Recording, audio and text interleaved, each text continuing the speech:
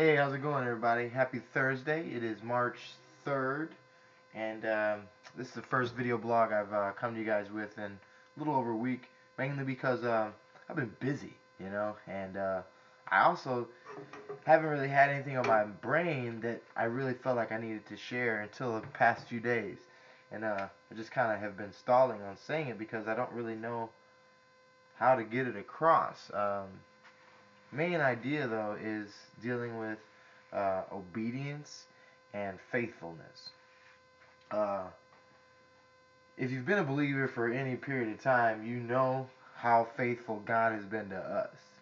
Um, there's nothing that He's allowed you to go through that He hasn't been with you in, and He hasn't, you know, championed your rescue from. So we know that God's faithful, but how faithful are we? Personally, one area that I know I'm struggling with in faithfulness is just um, in the time that I have, spending it wisely, um, spending it on things that will bring benefit to me, and also in the money that I've been blessed with, spending it wisely. And those are areas that I know I need to improve my obedience in. Um, Really, though, what I want to discuss is how, for me, a faithful, what I consider a faithful believer, um, I'm always striving after ways to obey God.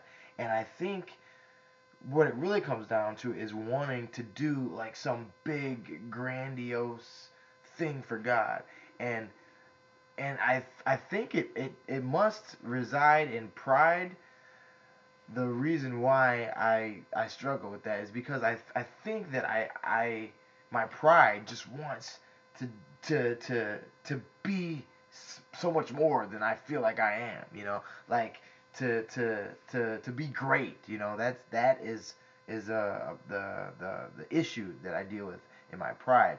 And because of that, I'm constantly looking for ways that God can use me big, and like just like boom. But in order to actually ever get to some place where God can use me in a big way, I need to show my faithfulness to Him and, and allowing Him to use me in smaller ways. Not any less significant to Him, but ways that would be clearly less significant to me. My faithfulness in doing chores around the house. My faithfulness in not spending too much money on fast food or on video games or things that aren't priorities. So um, what really sprung this concept? I shouldn't say a concept, but like what really got this thing going in my head was when reading one of the oldest Bible stories that even some of you non-Christians might have heard. Well, I'm sure you've heard the story of David and Goliath. The beauty of this story, um, what what we're used to seeing in this story is the big bold thing that David does for God, that he allows God to use him to take down this giant that the entire army of Israel is afraid to meet and face. That is not really what I want to talk about. It's the faithfulness that David showed early on. Years before there was the David versus Goliath, there was David the shepherd chilling out in the fields, watching after his sheep.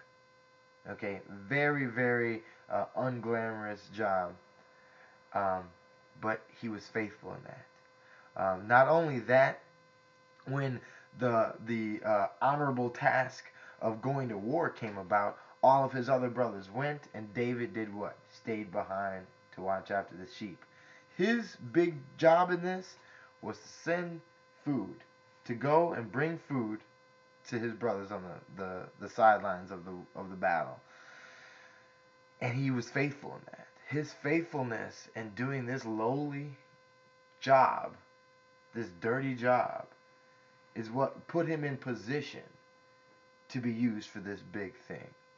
So what I'm saying here is, right now, you might not see God calling you to do this huge thing. You might not be in position to do this world-changing act with God right now. But He's got you in position to be faithful for what He's asking you to do right now. It could be a very lowly task.